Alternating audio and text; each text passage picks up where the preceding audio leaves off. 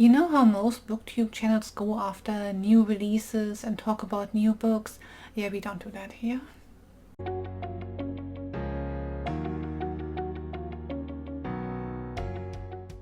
Hi folks, welcome back to my channel. I'm Kat and today I would like to talk about a slightly older book, The Secret Life of Bees by Sue Monk. In the story, Lily, who is about to turn 14, lives with her abusive father T-Ray and is still dealing with the grief from losing her mother when she was 4. It is never quite clear whether the accident was really caused by Lily or whether it was T-Ray, but the official version is that Lily got her hands on a gun and accidentally shot her mother. So she's still dealing with that, and just before she turns 14, she accompanies Rosaleen, a employee, maid, I think at that point it's still maid, to town because Rosaleen wants to register to vote. It has finally become possible for black people to vote, so Rosaleen is very keen on that. But when they go into town, they run into a bunch of racists and Rosaleen fights back against the abuse and then gets beaten and arrested. Instead of going back home and just getting on with her life, Lily picks up the few things that she has left of her mother's and breaks Rosaleen out of prison, or hospital at that point, but then they go on the run and try to reach the town that is named on a label of a honey jar that Lily has left from her mom because it's the only clue that she has as to where her mom might have been outside of her own home. There she meets August and her sisters May and June, who run a honeybee farm. Even though Lily lies her way into August's home, August accepts them and in return for their work gives them a place to stay. I read this for the Desertathon for the Salt Prompt, a book that is supposed to make you cry. It didn't make me cry all that much. I've read worse, but also if I want to be sad or really, really angry, then I can also just look at the news. So yeah, this book is better than the news. This was a heartwarming story about grief, loss, friendship, love, and bees. There's quite a bit about bees in there as well. But so, best parts first. All of the characters are complex, layered, and at the very least interesting. Like Lily, Rosaleen, the three sisters, Zach, all interesting characters to hang out with.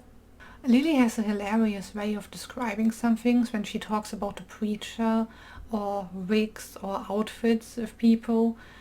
It is quite funny, which is a nice counterpoint to all of the heavy topics this book deals with. Like, Lily at some point confronts her own unconscious racism. Sometimes the way she talks to or about Rosaleen is really not nice and you might feel like slapping her at points, but at least she gets there eventually and lets go of some things that she has been told all of her life. Lily lies quite a bit, not only to get way into August's honeybee farm and to get to stay there, but in general, it's like half the time she opens her mouth she's lying or cribbing about something, and it does make her a far more interesting character to follow. The writing in this is beautiful and brings both the characters and the world to life. It is quite easy to feel really, really hot yourself whenever Lily talks about just how horribly high the temperatures get at points. And at one point you also have to worry about the bees because it's getting too hot for them.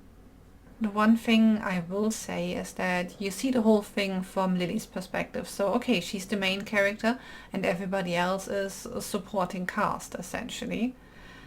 But it does feel a bit uncomfortable seeing the only white person, well apart from T-Ray, like the only white person cast as the main and everybody else who was black just there to support her.